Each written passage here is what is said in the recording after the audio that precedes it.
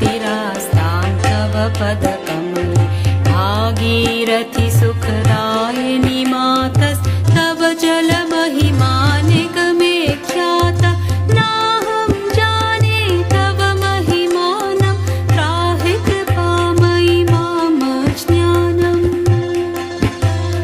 हरिपदपाद्यतरङ्गिणि गङ्गे हिमविधुमुक्ता धवलतरङ्गे दूरीकुरु मम दुष्कृतिभारं कुरु कृपया भवसागरपारं तव जलममलं